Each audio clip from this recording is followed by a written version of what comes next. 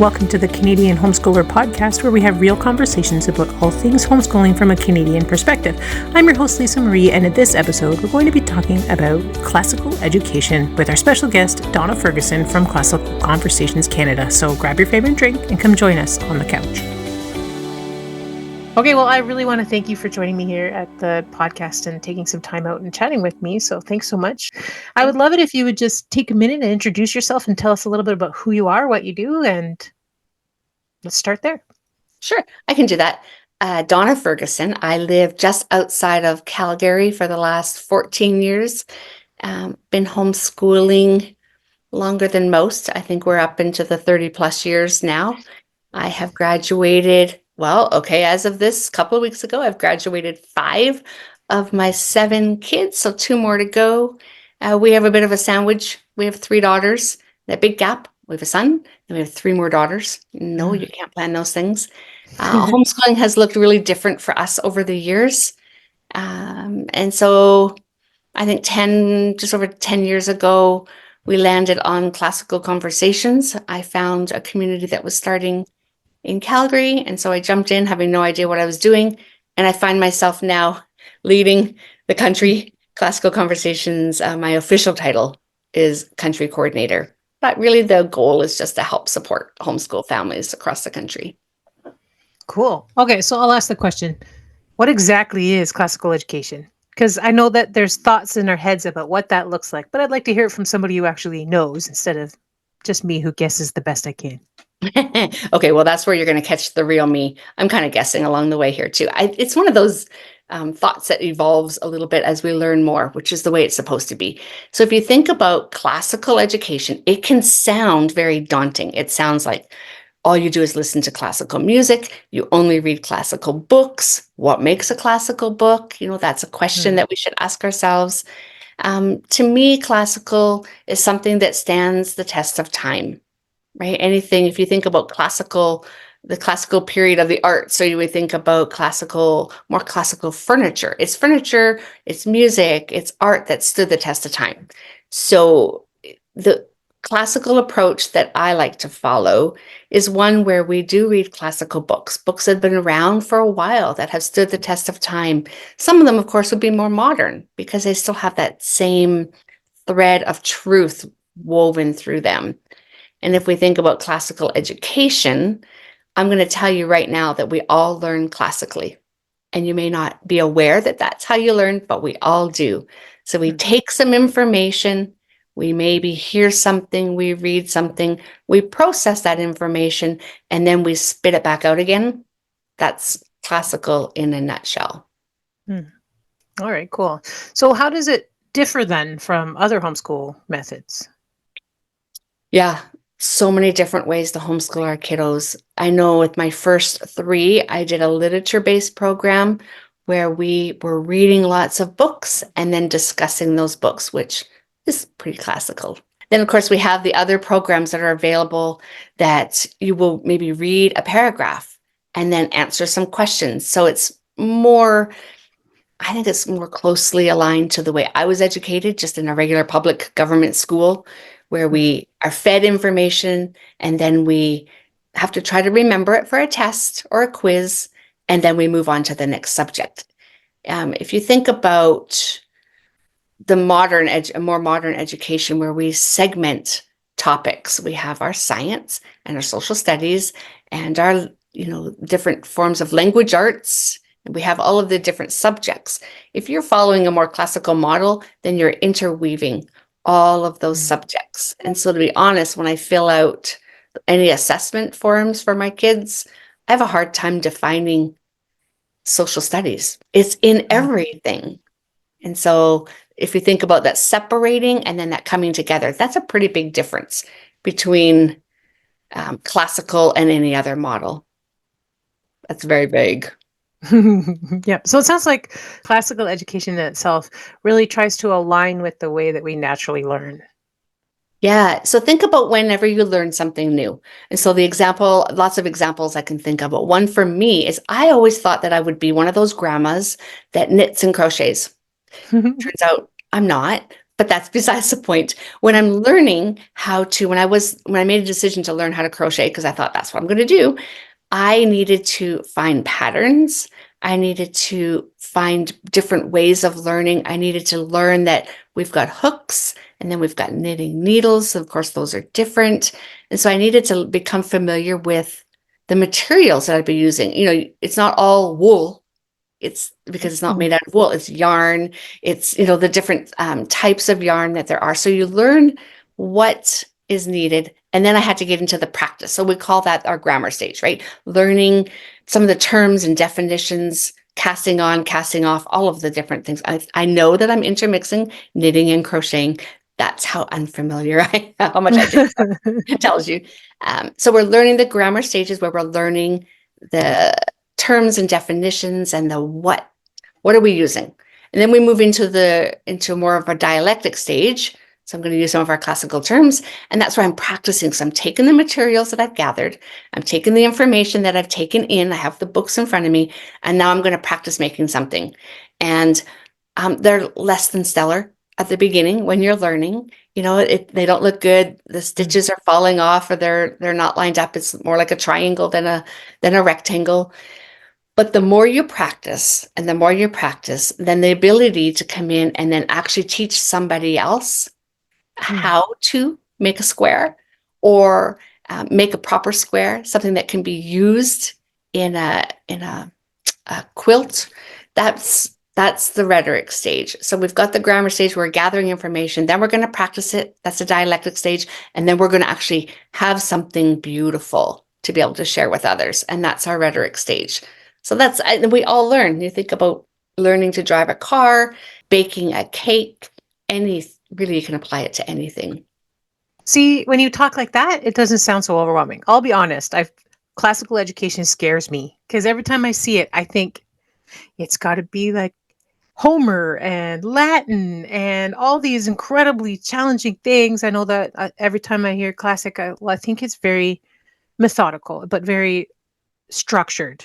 Maybe that's what scares me. I'm not good with structure, but it sounds very structured and very formal, kind of like the Tiger Mom opinion. That's what I've always seen it as. But when you're talking, it just sounds more like using the natural rhythms of learning and how we understand the world, and then being able to apply it to an education concepts. Think about when you've read a book, or your children have read a book that maybe you've assigned them some certain books that they needed to read. Do we just ignore what they've read? And sometimes we do, because I'll be honest, we get busy. Do we just ignore what they read, or do we take the time to discuss the book? My daughter, my 13-year-old, read a book, finished it today. She actually had to sleep with her older sister because it kind of scared her a bit. And we discovered, I'm at 13, I let her read a little bit. It wasn't a scary book, let me just say that. But it had some very real life content in it. And so I spent a fair bit of time this morning dissecting that book with her and talking it through, pulling through, okay, what happened at Pearl Harbor? That was the setting.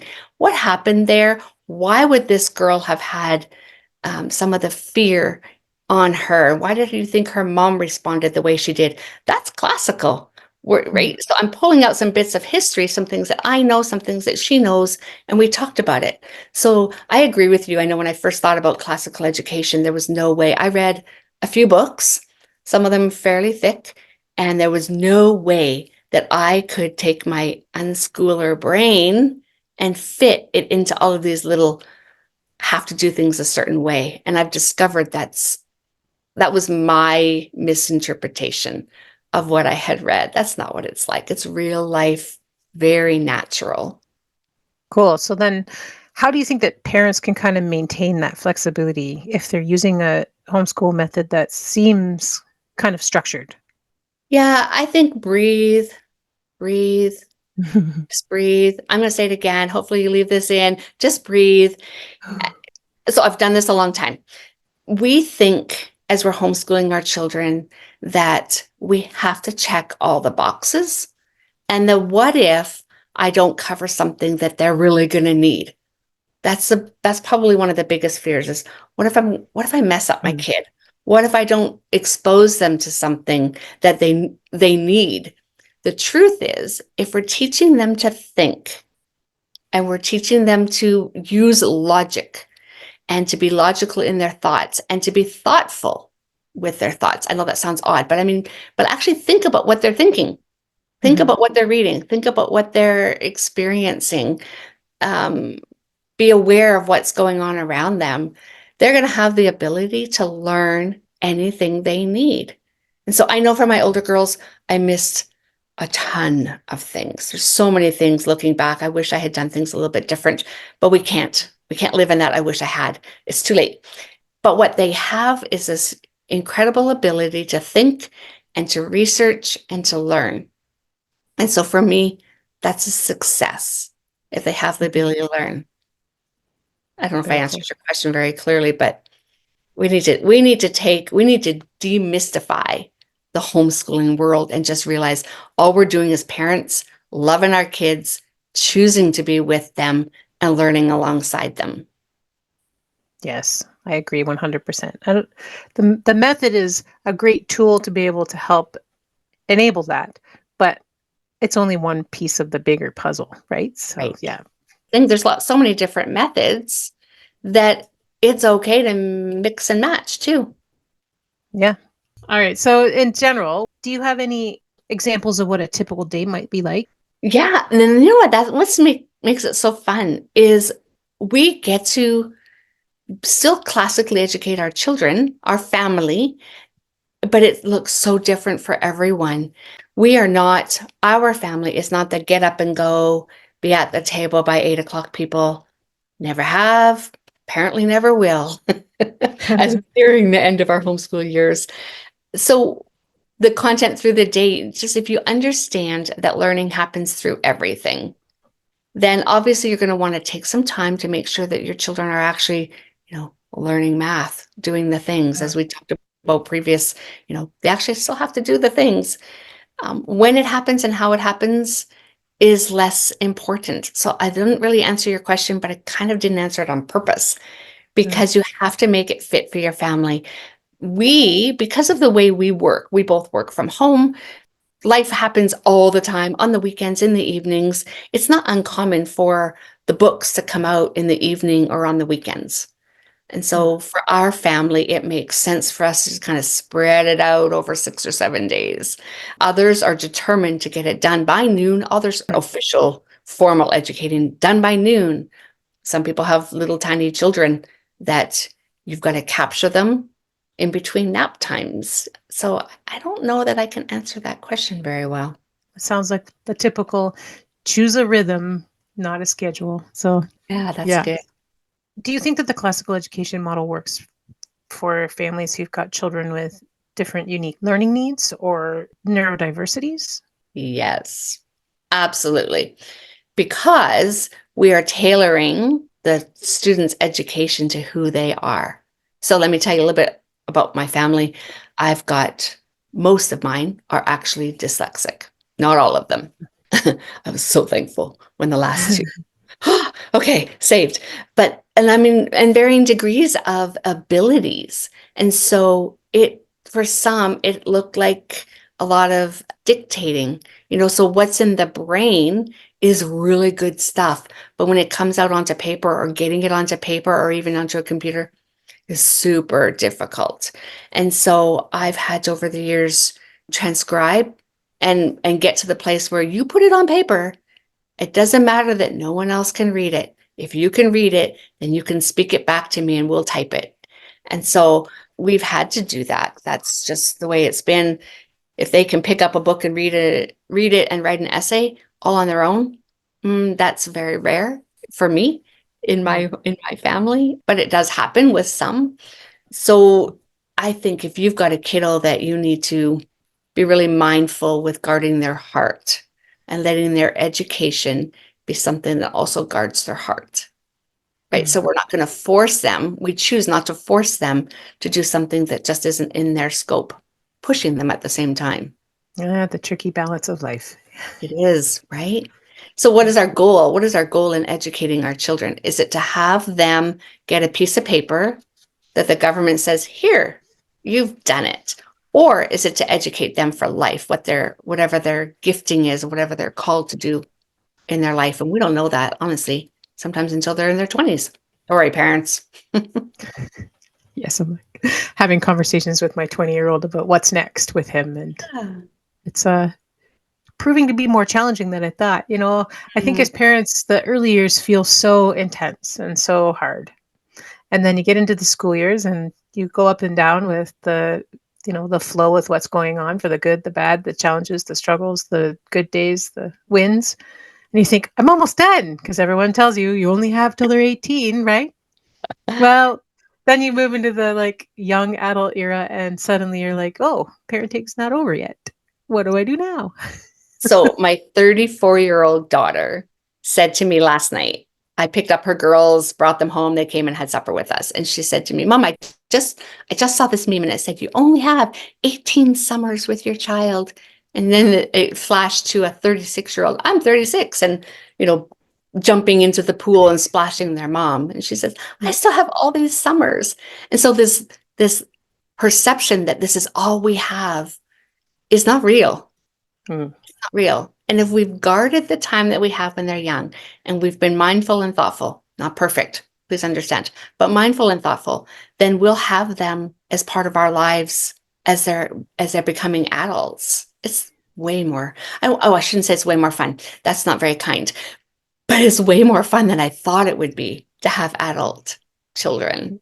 Yeah, it's a whole new relationship kind of conversations and stuff are really cool. I like seeing that develop with them. So as we're talking about, our kids growing older, how do you think that the classical approach really helps set the kids up? I know you talked a little bit about how it provides them with the ability to learn how to learn, right? But is there any other kind of really great benefit to choosing the classical method that will help set our kids up for success as they move beyond the school years? So generally speaking, a classical education does expose you to some really great works, whether it be art or books or just a way of learning. And so that does carry over, as they travel.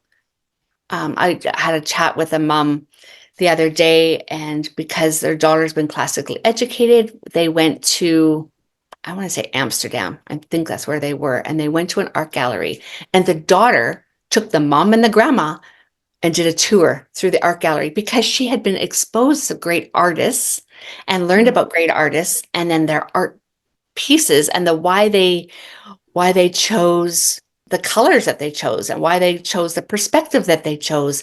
And that's not because, it's because she was classically educated and still is. It's because she's been exposed to things that stand the test of time. It was a really neat example. That's really cool. Okay, so I know I mentioned that my perception of classical education has been that's going to be a really challenging way to educate. Do you think there's any other common myths that people have about classical education? Yeah, I think a common myth is that the parent, mom especially, is really, really smart and knows all the things. So I couldn't do it then. All right. No, guess what? You can, because when we understand that really this fits for all forms of education, but specifically for classical, I was not trained classically. I didn't read any of the books. I read some, but most of the books my kids are reading or approached learning the way that they have or the way they are now. I don't know the things, so I get to learn alongside them and I get to learn with them. And I think that's maybe true of all homeschooling. I could never do what you do, but classically, because there's this understanding that it is something that it's not, maybe it's more elite, is not elite. We're just regular moms and dads loving on our kids and learning alongside them. That's it. I'm just choosing a different curriculum. That's all. I also wonder if people's perception of classical is that it's really heavy. It tends to be focused on things that are heavier in context than some other curriculum, like the workload. Yeah, because we are really digging into history and the why some things happened the way they did. And are we going to see that occur again? And how can we prevent some things? Yeah, we do definitely deal with some heavy topics. But I think if you're educating your children well, you're going to dig into those heavy topics anyway. Like Latin. No, just kidding. Well, we don't want to talk about Latin, do we? I'll just say that there are times that I wish that maybe I'd learned Latin earlier in my life because I attempted to take it in university after having been in French immersion, which I never really fully grasped the concept of verbs and blah, blah, blah, because I could just wing it based on what I could hear. So it was fine. But when I got to university and I wanted to learn Latin, it wasn't an easy go. It was a challenge for me. So I always like, oh, these kids are learning Latin and I couldn't even get it. So I'm amazed at how well they can grasp this language, because it doesn't make any sense to it just in general. But when you really kind of dig into it, you understand a little bit about English. And I think that's a cool thing about Latin, is it actually gives you a greater understanding and appreciation for the English language and other languages as well. It's, you understand the how and the why we form sentences. Okay, English is still goofy, I understand, but it does expand your learning and understanding of our own language. Okay, so then I have another question for you, because you have a large family, so you've obviously done this with multiple kids. How does classical education work when you've got a wide range of kids? Yeah. So way back, I dreamt of a program or something where I could teach all of my kids the same thing, but on different levels. I just thought there's got to be something like this out there. And I never really found it. Unit studies sort of meet that, but I was not a unit study person. That was just not me. And so when I found the program that we're using now, what I discovered is I can talk about, okay, it's going to sound so funny. One of the memory bits that we do with the little ones is the Greek and Roman gods. And so we just memorize just the list. Here they are. And I don't have them memorized at this moment to tell you, but we memorize them.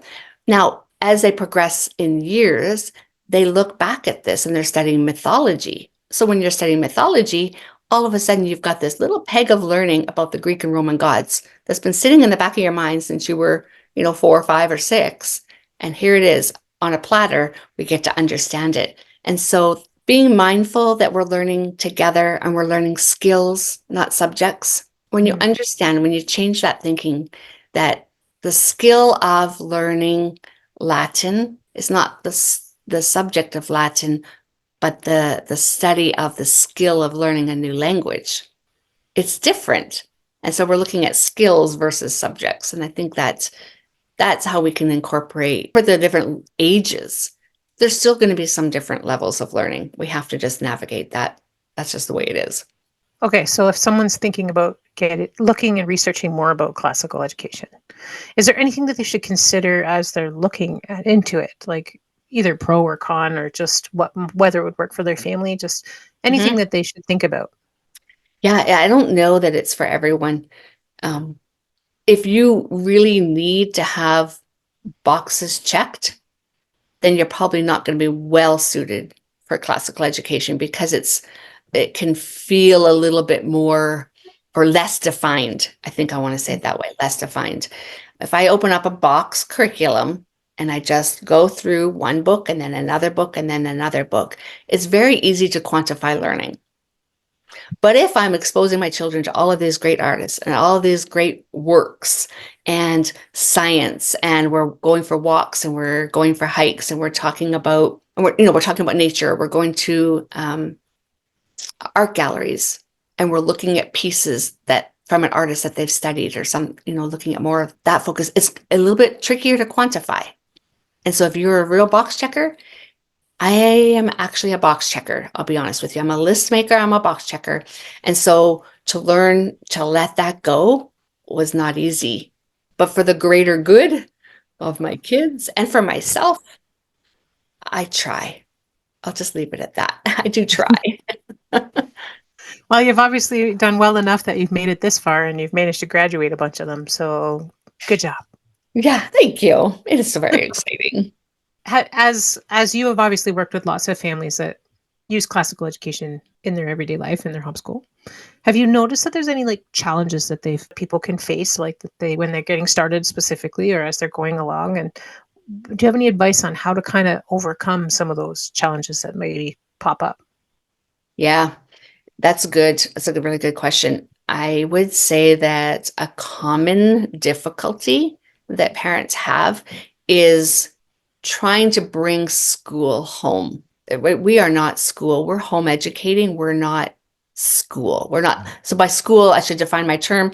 I actually mean like a government school. And so because most of us were educated that way, in the beginning years especially, we try to bring that home. So then we think we need to sit at the table, we need to have the books out, we need to do it a certain way instead of just accepting that learning happens all the time. And that can be really tricky for moms, especially. I think moms, we carry the heavier weight, generally speaking. I know lots of dads do too, but we carry that weight of thinking that we're going to miss. I've said this before, we're going to miss something. And so we try to fill in all the blanks. It's heavy. We should just be loving what we're doing and learning with our kids. Do you have any recommended resources or places that people can learn more about classical education? Yeah, search the podcasts. You can go. And so, of course, I'm going to recommend the podcast that Classical Conversations has. Whether you ever do Classical Conversations or not is completely irrelevant. We can learn from each other. And so there's some great resources out there. Circe, it's CIRCE. Circe's got some good, it took me a long time to know what that word was when people were saying it. Circe. They've got some really great content out there. I'm going to miss people. I know that. I'm sorry. But search the podcast, search it out. When we're gathering information and we're learning something new, take it in and then leave what doesn't fit for you. It's okay. You don't have to be 100% buy-in for everything because we are so unique and different. We're going to have, there'll be bits that I love and bits that I don't love. And so I'm just going to leave that stuff behind when I'm at home and do what makes sense for me. But search out classical education podcasts. I would really recommend the podcast that CC does. Now, obviously, they're going to talk about classical conversations, but they're going to talk about classical model. And that's a great resource. Okay, so since you brought it up, can you tell me a little bit more about classical conversations? I'd love to know what that is because I've had friends who've gone, but I've never been to one. So I'd love for you to be able to share what that is for us. Well, imagine having a program where all of your family can go and attend one day a week together with others. And so as a homeschool mom, having many years behind me, I did it alone for a long time.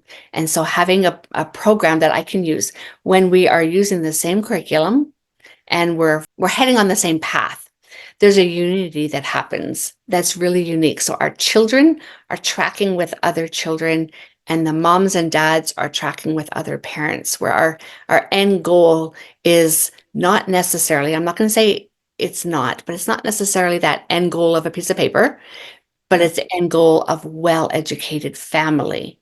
And so we get together one day a week. We go through the three roads, the trivium. There we go. The grammar, the dialectic, the rhetoric. It moves up as we move through the foundation years. We are up to 12-year-olds. Essentials is a full, complete essentials, our English program where we do the writing, the parsing, the diagramming. And then the challenge years is really where we get to celebrate all of those early years. Challenge is where it's happening. I would recommend anybody who can to come and sit in on a class and see what we're doing there. If all you do is glean some great ideas, we're happy. If you decide to join a community, that's great too, of course. But challenge years, our teens are gaining ownership of their education. They're going through all of the strands, doing the work at home, and then coming together and reading essays, doing dissections, having conversations about some really great content, struggling through some tough stuff. Some of the subjects, the topics that we discuss, especially current events, is tricky. It's hard. And what better way to have our kids grapple with some of the hard things in life than with other like-minded people, and not necessarily like-minded students, because kids are funny. They're going to say what they're going to say. Mm-hmm. And they have this ability to grow. I'm going to talk about community because I really think that's where we are set apart from others. They are going to grow in their education alongside others that they may not agree with. That's real life right there.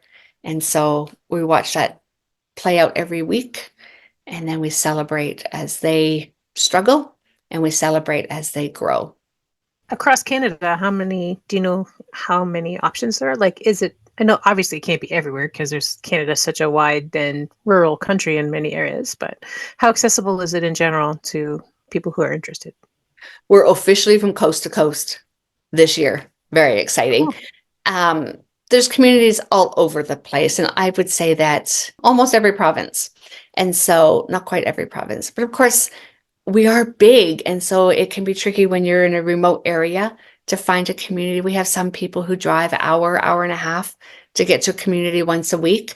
It may be in a bigger city, bigger center where they can go and do their shopping at the end of the day and then head home out to the rural areas. So the website gets you there. We have all of our locations. And if you can't see something on there where you are, you can reach us. The email, the contact me on our website comes to me. And so I'm the one who, kind of sends out the messages that way. We are fully Canadian. So we have all of our Canadian leadership. We've got our Canadian directors who are running our programs. The bookstore is in Canada. So we are running independent in Canada, which is really exciting.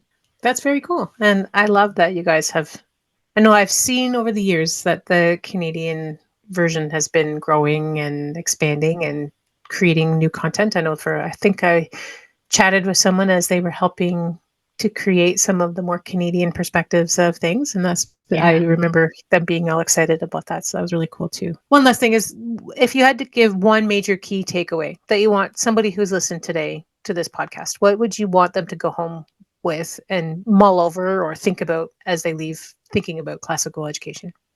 Oh, my favorite question of all. Okay, my heart is for moms who have the desire to home educate their children and feel like it's just way too much. I'm going to say a couple of things. One, find a peaceful program. Now, the program I use is academically rigorous. It's work, but there's peace and there's calm because it's just a step-by-step methodical way to go through our classical education. But find some people to do your life with that are like-minded, and you will have fruit with your children and with the education process. And so, you can do this. You can do this, and your kids are going to be okay. Are you going to miss things? Yes. Yes, you will. But it's okay because you have them with you and you're learning alongside them, and we're equipping them for their future. Awesome. I think that's a very valid way to end this conversation because I can feel your heart totally loves homeschool moms. So I really appreciate you coming and sharing that heart with us and telling us more about the way that you homeschool your kids and the program that you help facilitate so that we can have options for whoever needs them. And for helping me understand a little bit more about classical education myself. So I appreciate you. Thank you, Lisa Marie. And I appreciate everything you're doing for homeschoolers across our country. It's impactful. It's making a difference. Oh, thank you for your hard work. It's appreciated. Thanks. Thank you for joining us on this episode of the Canadian Homeschooler Podcast. We hope you learned something new about classical education. In our next episode, Elena and I sit down and have a chat about learning through the summer. If you have any feedback, ideas for topics, or people that we should try to connect with for interviews, please let us know. And don't forget to share with your Canadian homeschooling friends. Thanks so much for joining in. Until next time, happy learning.